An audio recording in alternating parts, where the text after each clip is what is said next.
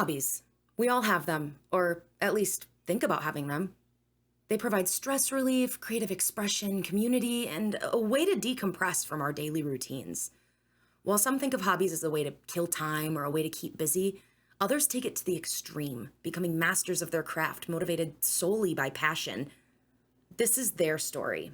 This is The Hobbyist. Humans on the line for the enjoyment of both you, the audience, and our robot ancestors and overlords who look over and watch everything we do.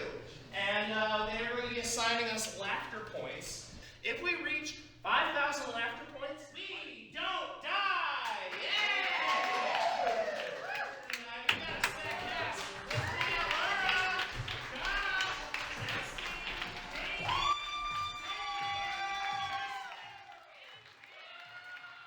This is Improv. Hi, I'm Andy Reid. And I'm Devin Rosenai. My name is Chris Fortin. Jared Simard. Joe Anderson. Sean Francis. Kristen Hirsch. Ben Wilkie. And we're professional improvisers.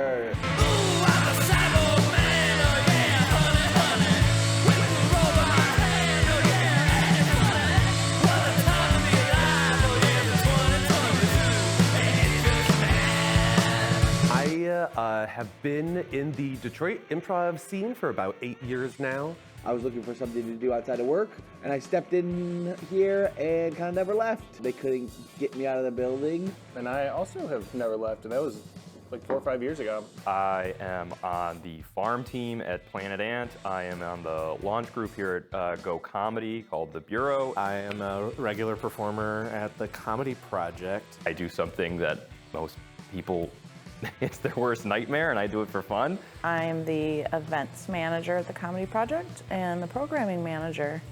Keep those casts in line. Once you're in improv long enough, you start wearing a lot of hats. Okay, this is great, but can we just take a step back for a second? What is improv? Improvisational theater. Improv. That's some inside lingo. Yeah, that's what we call it. It is a form of theater where people make it up right off the top of their heads. It's like, what if you went to go see a play, but they, that night, forgot the script, but they also forgot the costumes, and they also forgot to put the set up. So we throw the script out. We say, writing is for suckers. And we make it up. Oh, okay. Well, how do people get started? About 10 years ago, after my first son was born, I was just looking for something to do that felt like I could do it alone. I had never performed before, other than church plays, I guess. My cousin, who had lived in Grand Rapids when I was growing up, and I lived in Muskegon, moved out to Chicago, and he got this internship at Second City, and I would go to visit him.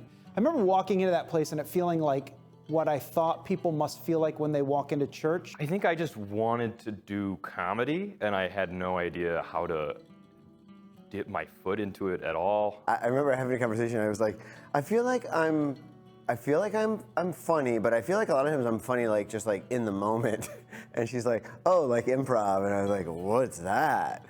I was living in California at the time, and there were a couple different improv theaters. And signed up for an Intro 1 class at Go Comedy without ever having set foot in these doors. So I ended up taking a class at Comedy Sports. And that was about 8 years ago, and I never stopped. Kept going, I haven't looked back. Oh, this is it. I've been trying to figure this out my whole life. This is what I want to do. I got really involved almost immediately. I did always have it in my mind that it could be work. 6-ish months into doing it, I just started, coming to the theater and, seeing a couple shows a week. So you're taking classes, performing, and going to shows? How many hours a week I spend doing improv? Too many. I'm here at the theater probably at least 3 to 4 nights a week. Let's say I do 6 on Sunday. 15, maybe 15 hours. 15 hours a week? Ballpark 20 total. You have not just the nights you're doing shows, you have the nights of your rehearsals, the nights of your classes, whether you're taking them or teaching them. the nights where you're meeting with your writing group, the nights where you're going to see shows, because of course you have to see your friends' shows. Improv it's like a super hobby in a way. It's healthy to have a life outside of improv. I think I understand improv, but with all of your experience, can you tell me what makes it good? I think good improv to me is improv that Okay, good improv to me is comedy, connection, reality, and fantasy. Two people or more that are listening to one another, and they have made a strong choice of a character or a type of person, and they are taking the information their scene partner has given them, they're putting it through the filter of the choice that they've made as that character, and they're giving it back in an honest way. a scene starts and you have this kernel of a scene. What makes it good is, like being present, being in the moment, listening. I think it's obviously with anything artistic, it can be subjective. And then adding more onto it. And what they're adding is something the other improviser can't add. You have to be hyper aware, you have to be listening to your partner, and you can't deny what they're giving you. The people doing it are like having fun. You can just tell that they're like having a great time. They're in that moment. They're like building this world together. I definitely skew grounded, relatable. I know good improv when I see it, but to describe what it is... While we let Jared marinate, let's move into a segment I like to call The History of Hobbies. Improv Edition. Featuring Andy Reid and Devin Rosenai of Planet Ant. So we take you to 391 BC. For context, this is 400 years before Jesus. These Italian folks are like, what if we put on a mask and improvise in the streets? Wouldn't that be really funny to everybody? Italians are looking around and they're saying, we don't have TV to watch. Almost nobody can read yet. They do farcical improv in the streets with masks.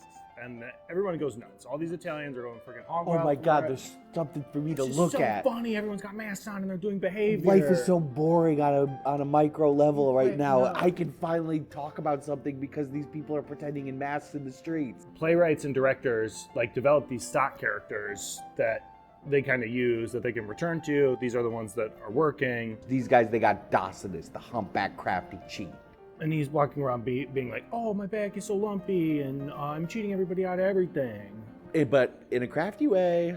And then we got this fella, this Hercules fella, he's like a money collector, and he's going around being like, give me a couple bucks, give me a couple bucks. I display them at home. I put them on my shelves and whatever, and everyone come look at my collection of money. So then the Romans are like, that was so funny that we can't do that for like 400 years. Let's put a pause on that. That's it for improv for a while. Until 1st century BC, it's coming back around, repopularizing, but this Emperor Tiberius, he's like, F this. People are laughing, but I'm not laughing, and if I'm not laughing, it must not be good because other people can't be smarter than me. He collects all these senators. He's like, senators, you've got to intervene and do something about this improv stuff. Senators, we can't let people have fun in the streets. So the senators, what do? Banish them. Get out of here, they're saying. If you're going to be rude to our boss, the emperor, so for 1600 years, it was... We lost pretending. It was gone. Pretending was a thing of the past. So one day an Italian guy shot out of bed and said, what if improv's an IP that we can reboot? Yeah. And he was like, I'll call it Commedia dell'arte. Same thing, out in the streets with masks and all these improvisers being like, look at me, I'm pantomiming. I'm doing this. I'm like, whoa, whoa. Whatever, but now all of this, I mean, that we give this credit for all the stuff that, happens now in improv. Thank you. So this takes us to the mid-20th century. Viola Spolin Spolin. We're talking Mount Rushmore of improvisers here, folks. She starts doing these game workshops and working with the Compass Players, which is the country's first improvisational acting company, which is founded by David Shepard and her son, Paul Sills. And they're the first professional improvisational acting troupe. And these guys are like, what if theater was fun? Take a load off. Take a load off. David Shepard says, I want to create theater that would drag people off the street and seat them not in rows but at tables and give them something to drink.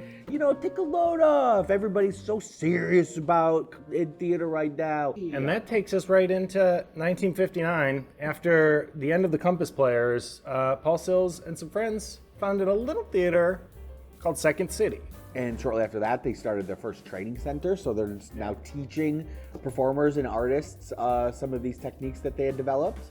And it worked because of that program and workshop, we get all the original SNL people. Everybody, you're talking Chevy. You're talking Gilda. You're talking Belushi. You're talking Jane Curtin. Dr. Bill Murray. So the whole original gang. The list goes on and on. For decades, 70s, 80s, 90s, Second City is the driving force behind American comedy voice. Where's improv today? Everywhere, baby. It is everywhere. Name a city. New York. It's there. Holy crap. Los Angeles. There for sure. Bustling improv communities in Denver and Austin, Texas, and here in Detroit. I've been able to perform in festivals in Pittsburgh and Baltimore and Chicago and Omaha. It's taught across the world. And all over the world is right. The list of improvisational theaters Wikipedia page lists over 100 theaters in North America alone, which doesn't even include local community spots. People from all walks of life are diving into this, but so far we've only met people who chose to. I'm curious, and I want to know more about the folks who are thrown into it without a passion or deep calling to the craft. That's why we're sitting down with Decky Alexander, a professor at Eastern Michigan University who regularly teaches improv for non-majors, focused in the concept of improv for life. My name is Jessica Decky Alexander, and I am a professor in applied drama and theater, and I teach improvisation and have for 15-20 years. So I practice, and I was trained as an improvisational performer. A majority of my students at Eastern who take improvisation, past and present, come from all walks of disciplinary life, but I probably take it from the paradigm of life skills so that it can sort of breathe and filter out to all of these other people who engage in the moment of possibility. When I sort of distill improvisation down, it's just about the practice of living more fully in a moment and deeply in a moment. And what's the criteria? What are the variables? What are the structures that allow one individually or collectively to live more in a moment? And by living more in a moment, there's so much more possible if you're in the moments you're in, right? You see birds that you never knew were there. You listen to your breath. You may meet somebody and connect with somebody and marry that person if you're in the moment fully. What do I hope the students on this class, this semester, 2022, 2.5 years into COVID, I hope they get community, like real community, and hope. Following her interview, Decky brought us to her improvisation class, which meets for 3 hours every Tuesday night on EMU's campus. When meeting with the students, it was clear what some of them expected to get out of the course. I really wanted to take it because I teach a huge improv unit for my 7th grade drama class. Others, not so much. I took this class because I had to. So this is my last semester at Eastern, and I needed to take one more communication credit. The class that I needed was not offered at the time. I saw this in like the catalog, and I was like, this looks cool. So I was like, great, I have to take improv. That sucks. My initial impression of the class was kind of weird. What the f is going on? It's a lot to be asked to like get up in front of people that you don't know and just do things. I'm just a very nervous person overall. Like I'm the type, if I'm gonna call and order pizza, I'm gonna practice before. I didn't want to join in anything. I didn't want to do anything. I haven't performed. I don't really like performing. I was just thinking improv. You go up there and do it. Just think of the first thing that comes off your head. I've never thought about doing improv, never wanted to do improv. And especially the intimidation knowing that there's graduate students who are focused in acting. I was like, wow, feeling a little vulnerable. While many of the students expressed their initial concerns and reservations, the narrative started to spin pretty quickly. Like doing anything in this class, like It's all about comfort, and I think that personally the class builds a lot of comfort. I think especially after being over Zoom for 2 years with COVID, it's just a really great opportunity to like get yourself out there and like get yourself to be social again. It was a lot friendlier than I imagined. We are all being idiots together right now, and it's totally okay. Just being able to see everyone and like get to know everyone's personalities, because I think it helps not only me but like everyone else like come out of their shells a little bit more. I feel like for me, it's helping me find my joy in every moment instead of being focused on the tasks, the objectives, and how it should be done. I have learned so much. Improv is a lot deeper than I thought it was. There's a lot from this class that can be taken in order to be a teacher. I take essentially everything we do in class and then I modify it a little bit for my 12-year-olds. I can use that when I'm directing with my cast. I can use that to assess myself. If I'm having a meeting with people that feel like they are better than me or have more experience than me, I feel more confident and like, I can do this. Learning things, but I'm like doing it in a way that allows me to like not have to worry about it almost. After just like a couple weeks, I was approached with an opportunity to like try out for our own little improv troupe for like a small show.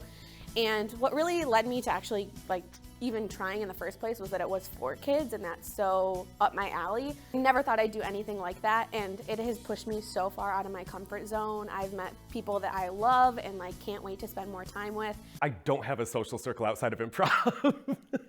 Most of my friends are performers. Most of my close friends now and going pretty far back are in my improv sketch world. Immediately when you meet someone who does improv, it's like stand-up comedians, it's like it's a bond. It's like that person's been through some of the stuff you've been through. Improv friends tend to we're all interested in building each other up and making the whole thing feel fun. Improvisers are competitively funny all the time. Improv people are so fun because you can just banter just for so long.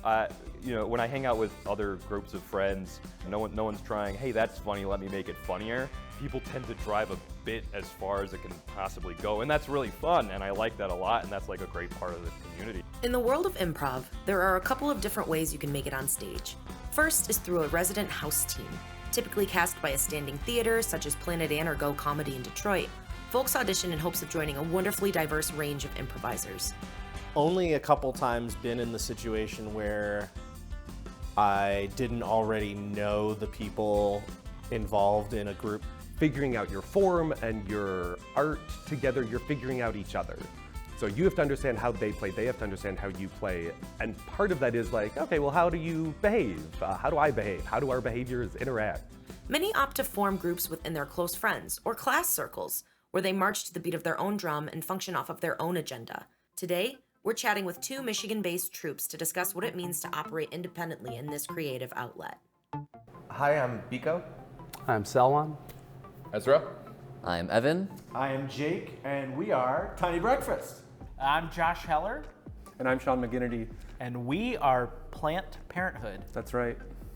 Years and years and years ago, back in, I think it would be 2009 or 10, Ezra and I here went to the same high school, and we both auditioned for our high school improv team. And then I went on to go to Hope College, where I met Jake. I think we literally met outside the smokers circle, outside the theater on a Monday night. Yeah, that sounds about right. And we pulled together Tiny Breakfast. I recruited Cameron. you. Rest in peace. I said, you're beautiful, you're a vegetarian, you're on my improv team. Thank you. That's all I needed to join. I think our very first practice, we all kind of hit it. I remember going home, we carpooled together, and I remember giggling and how much fun we had. It just felt organic, like we had known each other for a while. We have a set time that we meet every single week. We talk about future prospects, about maybe shows we're doing or ideas that we want to have for that. There was nothing for us, so we had to make the little corner that we got. Yep. With a house team, it's they're representing the theater. Versus us, it's we only represent ourselves. You start to really understand what's going on in the minds of your fellow performers. One of the things is we got to do whatever we wanted, which was positive, but the negative was we weren't guaranteed stage time and would beg for 10 minutes a month. Because nobody was saying what we were doing, we could do anything. So we made videos, and we made a local meme page, and we made stickers of the state of Michigan smoking a bong, and we, house teams don't necessarily do all those things. Performing for others and bringing people together to laugh can build friendships outside of myself. That's building a community outside of our own community because we might not know them. To be able to do that for others, it's a two-way street. I have a benefit because it's a release on my end, but then seeing people laughing, getting that instant gratification, I think it's a two-way street, and there's a lot of love there. So like that's what Tiny Breakfast does for me. Joining an improv troupe, joining an improv comedy scene, seeing improv, bringing it into your life. There's just ways that it helps you as a person, helps you function with other people, helps you feel like you're part of a group. Improv training and improv performance has helped me, a person who has no end to their social anxiety, to feel like they have the tools to deal with that. We've got a variety of forms. I think that we had originally started, what was the name of the original form that we had kind of built off? Definitely eventually got to working as Spokane. That's what it was, yeah. Like Spokes and Spokane, Washington. We did I want to say Grand Rapids Improv Festival. The crowd was there for a pool bar night. Oh, was that? Ironwell? Yeah, we were booked. booked. Bar crawl night. Yeah. And they were there for a pool tournament, and we were there to perform improvised comedy, and those two worlds did not mesh. The bar area had the pool tournament in between the stage, so the audience the members pool. were walking back and forth Yeah. while these people were setting up there, and they were so angry. That is our worst performance, but it's something we talk about once every 18 days as a group because there's so many funny moments when you look back, but we were just sad and down because it was bombing in real time. Like you knew that the night was gonna go. There was like a poorly. really, really slow car crash. I think my real favorite memory of performing with Planned Parenthood is going to the Detroit Improv Festival, where Sean told me that it was a good idea to get the blood flowing before we went on stage by doing as many squats as we could. And then I couldn't move my legs for our set. I am always very nervous, and if my adrenaline's going, if my body's ready for fight or flight, then I can perform. One of the most recent ones we did was here. We get the suggestion of like what's a problem in a town, and we took mudslide. We were at the Grand Rapids Improv Festival, and the venue was a bar, and it was this weird, we were our back to the balcony. The whole musical is about mudslides, but in the opening scene, I believe Sal said, like, where are all the kids? Everybody sitting at weird tables, and we were pretending to be secretaries or something. Just, we talk like this. The celebration of the mudslides. Because the concept is they have to dig a hole. Yeah, it all sounds dumb out of context. But a lot of good times being fake people, and sometimes people laugh. If you're worried about joining improv, you should know that you can eventually have a lot of like fuzzy memories about it too. As a team, like we want to be doing bigger venues, and to do that, we need more people to know about us. We lucked into our reach extending beyond the theater. That's true. That's true. So my mom always tells me, I met someone and they know your meme page, but she's never said to me, I met someone and they know your theater group. Maybe hopefully like try out a tour or something sometime. Maybe I'd just spring that on you guys, but No, that's absolutely. kind of what I'm thinking. Touring, and one vision I have for us too is bringing improv for people who have never heard of improv. We worked together at a summer camp, and part of one of the responsibilities as counselors was doing a workshop. For every single session, there would be 3 to 5 kids that would be so into it, and it was just they were from 8 to 13. And I would love to be able to sharing it like that and growing like that. Just sharing improv in any avenue that I can is really great. Let's address an elephant in the room. Improv is a lot of white dudes. To performers and educators of the craft, improv is often seen as a way to escape our everyday lives into a nearly rule-free world filled with endless possibilities. The signature yes and rule is the idea that no matter what idea your partner offers, you must agree and accept that information. Many players argue that improv is apolitical, with no agenda distracting them from their purely spontaneous responses. However, in a world where our internalized racism, sexism, homophobia, and xenophobia becomes more apparent with each day, it is important to acknowledge that our greater truths are often tainted by outdated belief systems and internalized biases. While improvisation is predominantly white, there are amazingly talented and diverse groups across the country practicing this craft. The Black version is an all-Black improv troupe that focuses on reframing stereotypes in a comedic and engaging way. In the Midwest, you can catch Impranyol performing across the region, a duo where one player speaks in Spanish and the other in English. However you're performing, the social and communal benefits of improv couldn't be more apparent. While it's a great way to make friends, there is a hefty commitment and expectation that's tied to your experience. Joining a new theater or troupe or kind of scene, I think that you can get involved immediately, and then beyond that, it can really vary. If you're not at theaters 5 days a week and it's, a hobby that you do keep to one night or 2 nights, that type of schedule, maybe someone it takes 2 years to really integrate themselves. No matter how much time you've put in at a theater, you'll start fresh anytime you relocate. Today, we're meeting up with Haley Dallion and Logan Monson, 2 regular performers from the Grand Rapids area that recently moved across the state. They're hoping that an open jam hosted by Planet Ant will be their perfect in as new improvisers in the city. So you're in the metro now, metro area, as they say, or the D, I don't know, what do you want to call it? Not really. I'm in Rochester Hills, and I don't know where anything is around here. You say you're in Ypsilanti, right? Yeah, I live in Ypsilanti. I grew up on the east side, so it's pretty comfortable for me, but I haven't found a home theater at all, and I've been thinking about student improv groups or student theater groups because I'm at the University of Michigan, and even that feels like a really big leap. That almost seems harder when you're in school and you're doing it. It feels like you're like, oh, we have this thing in common, right?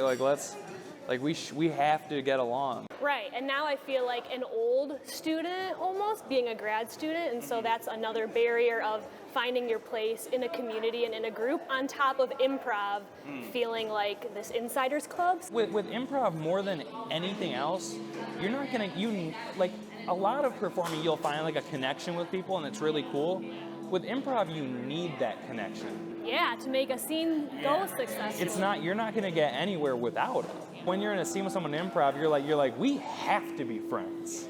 You're my friend. Or you at least have to sell it, right? Because you're forming a whole new relationship, a fake relationship in improv. So why not have that propel a real world friendship? I feel like that's often how it's formed. That's why we're so close. Why are you laughing? Almost. I think we're at the formation stage. It's funny to admit that the inertia and the barrier to drive 10 minutes or even a half hour to go to a theater for the first time, to me feels like such a bigger lift than me driving 2 hours to go back to Grand Rapids for a Monday night comp. I'm doing that more often even now than researching or seeking out new community, right? We both spent a lot of time there doing stuff. So and it became kind of my happy place. And I have roots there with people I know, but they're not particularly strong. I guess I'm just trying to find a place where I can fit in. We're gonna be performing tonight, and we're probably gonna be pretty rusty. You say that, I'm like, oh shoot, we're performing tonight. Yeah. Honestly, it's a funny thing. We don't know each other super well, but knowing that you're from the West Side and that you're here, you're a better in for me, I feel like, to join a theater here, in my mind, than going alone. I don't know completely what to expect tonight with Barprov, but I'm thinking it is a casual drop-in environment that you're allowed to go there knowing nobody, which obviously is the case for us. Yeah. And so hopefully that breaks the ice a little bit, right? No expectations, and hopefully they'll welcome us with open arms. I hope this gives me a good foot in the door to join the community at Barprov and just Planet Ant in general. We don't have to be freaked out. Nothing to lose, and hopefully something to gain. You keep telling yourself. Sounds like you need to tell yourself that. Barprov happens every Wednesday night.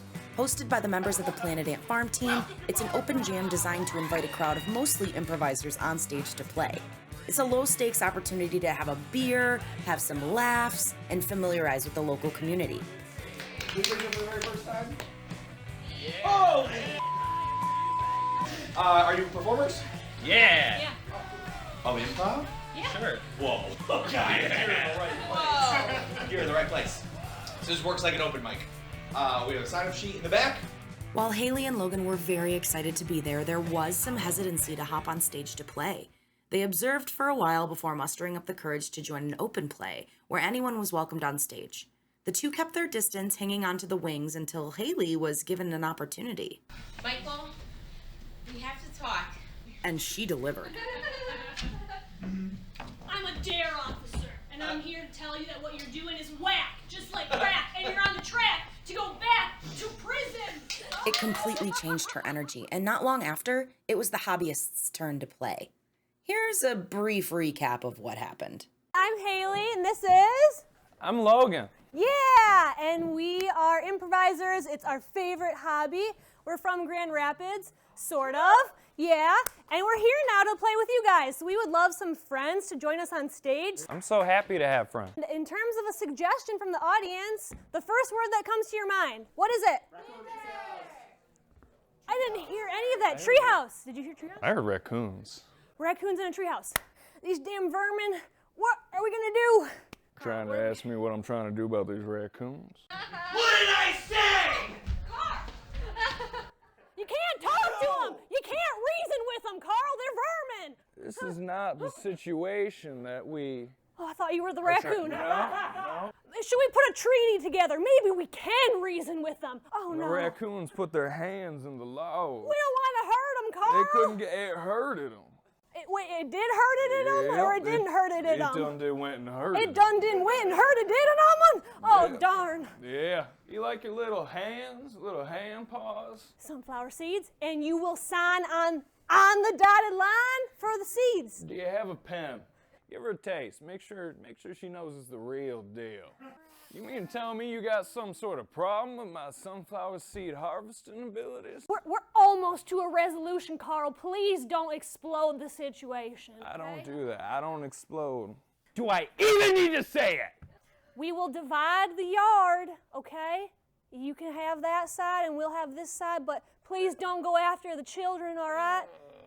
No, you can't have the children! He can't have the children. He signed. She can't have the children. She signed too.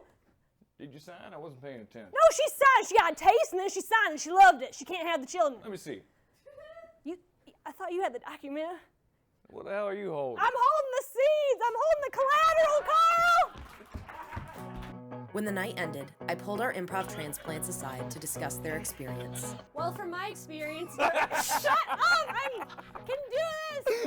As you can see, they had a blast. At first, I felt myself freezing on stage momentarily. Couldn't find the words until a stranger, scene partner, gave my character an opportunity to step into the limelight, and then the words came to me and I felt like I had this new energy as a DARE officer, and at that moment, I knew that it was okay being on stage, and I felt really welcomed. I kind of had the same thing where I was a little freaked out, a little bit jittery at first, but once you get like a few laughs, you're like, okay, I got like the gist. I can still improvise. After this one experience, I really feel empowered to come back on Wednesdays and to come to Planet Ant. It was a great experience, and I'm glad that this project pushed us to come here in a new community. I'll probably be coming back every Wednesday that I can make it, because it's exciting, it's a welcome environment. Sounds like Barprov was a success. The comedy project must have trained them well. Founded by local comedians with funding from the local community, the Comedy Project opened its doors in 2019 and has been serving up sketch, improv, and stand-up ever since. We sat down to chat with their staff about their journey in building this place from the ground up, literally. I am the artistic director of a place called The Comedy Project in Grand Rapids, Michigan, and we are an improv and sketch comedy theater. I am one of the co-founders here at the Comedy Project, and I am the marketing director and a performer and a server on Friday nights, and we all wear many hats here at the theater.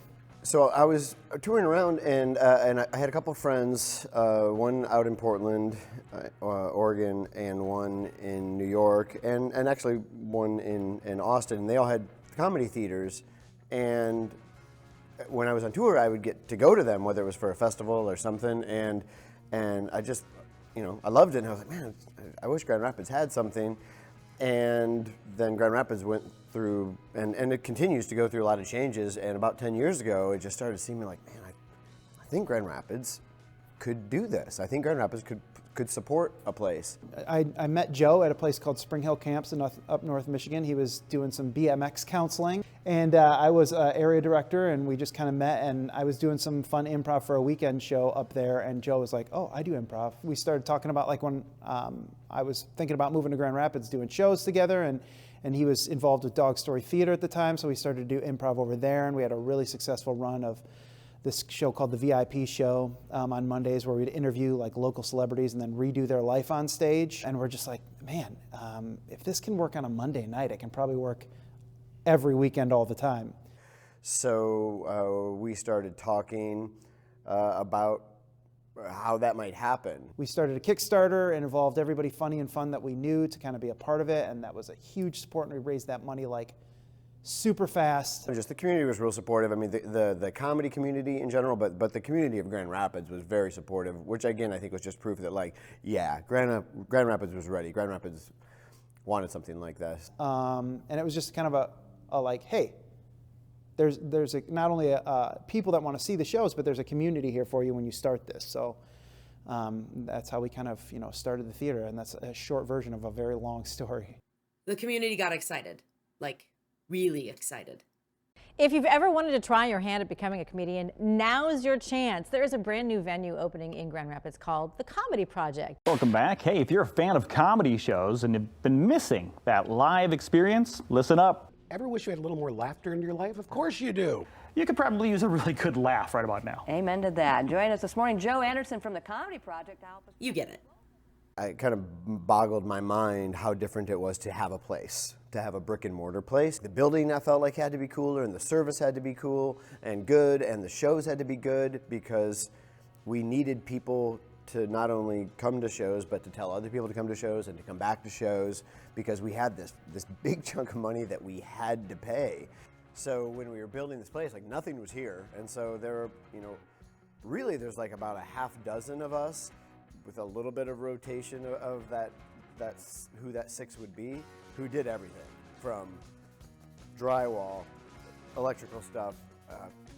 At one point we had to put in 300 cinder blocks. We often would joke about, I don't know, building something here, or taking out the garbage, and we just say to one another, we're really doing it. We're doing comedy. It's Friday night, which means the weekly short-form improv show is on at 10. However, this week is a bit special. Lovingly referred to as homecoming by the cast members, several improvisers who have since left the Grand Rapids area are home to play for the evening. So, we got slogans as everybody. Foursquare is gonna be Katie, Sydney, Jesse, and Josh. Cool. Sing it's gonna be Katie and Sydney. Yeah! Inanimate object is going to be Josh and Laura, with Ben is the voice. Okay. I think the Comedy Project really, at its heart, feels like a family first. To me, it feels like I'm just here with people I care about so much on a different level, and then I also get to have fun with them, and so to me it just feels like there's this base of we care about each other, and we're here for each other, and then we're also just friends who get to do these awesome fun things together. The Comedy Project is the only theater that I've really week after week after week played at. Other theaters, this theater is a comedy theater. It's good that there is a through line. Whatever night of the week you come to see a show, it's going to be comedy. Improv is just joy. I can't imagine a world without it. It is my joy. When I get up there on stage and we're creating something, it's just so much fun because I have no idea where it's going. We are on a ride. Let's not judge it. Let's not worry about it. Let's just have a goddamn good time while we're doing it. I think that I just get, just like this sense of like community and really honestly just being around people that get me. What do I get out of improv? I definitely, for a little while, was one of the people where I'm like, I could do this. This is something that I could do. I held off buying a house because I'm like, no, I'm gonna move to Chicago. But what I get out of it now is community. I mean, it's not always just to make people laugh, although that's ultimately usually at least one of the main ones. I don't know. I think there's a big enough audience and performer base in Detroit to really create good comedy. One of the things about all the money that you make doing improv. I'm filthy stinking rich, and it's all through improv. Filthy stinking rich. I'm improv rich, which of course means rich of spirit and friendship. It's made me and kept me very self-aware. Everything that is going through my head that day, I kind of just set it aside. It helps you in so many things outside of like regular improv, right? Like, things don't throw you off as much because you've already been in a situation that is extremely vulnerable on stage, and you've managed through it because you have a team and a support system. I taught his first improv class, and now we're best friends. Now we're best friends. I met my wife through improv. I changed my life. I met his wife through He improv. met my wife through improv. I don't mean to be like this sort of altruistic kind of person, but I really believe in the power of theater and improvisation to create community and hope for how people can better engage with each other, act with each other, be with each other. Everybody's constantly protecting themselves from something. The thing it's done for me most is just remember like how to play. There's this, I don't do that kind of thing anymore. It's never said, it's never really spoken, but you can see it happen. You can see it when you're around a group of people that aren't used to having someone spontaneous around, and they're just kind of like, whoa, oh, the normal's being interrupted. I get to tell lots of stories. I get to embody ideas and people that often I don't agree with. If anybody's watching this who has never done an improv class, it should be on your bucket list. Even just to find out that you hate it. It's just one of those things. 100% yes. Yeah, absolutely. Go for it. It's a great idea. I would definitely say yes. I would do it. 100% yes. I would tell them just to try it. You know, sign up for a class. Nothing bad is gonna happen. I would say do it. Find whatever your local improv theater is and check out a show and see if they have, whether it's classes or jam. Do it. Do it. Go. Absolutely do it. Absolutely, yeah. If they're thinking about doing some improv, then I would say, yeah, go for it. What's the worst that could happen? Yeah, what do you think is gonna happen, huh? What, are you scared? You know what'll help you get over the fear of an improv class? Go take an improv class. It's really great to be able to have like a pretty major creative outlet. No, improv's good. You should do improv. I wouldn't be the person I am today if it wasn't for improv and for theater, in a very good way. Because it rocks. Improv will change your life. And there you have it. Now get out there and play, and we'll see you next time on The Hobbyist.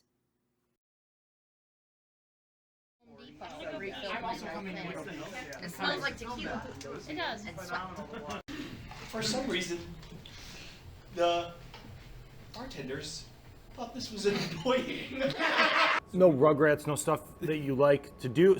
You would not have Rugrats if these guys and folks had not come up with this. I'll do a visual contract.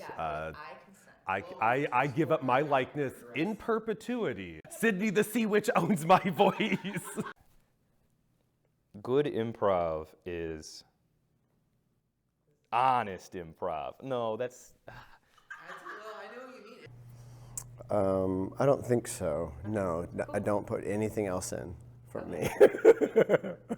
And we started to do the research, like boring stuff like, what's the median age in Grand Rapids and how is the census going up? I don't know if that actually answers your question. You can cut. Cut.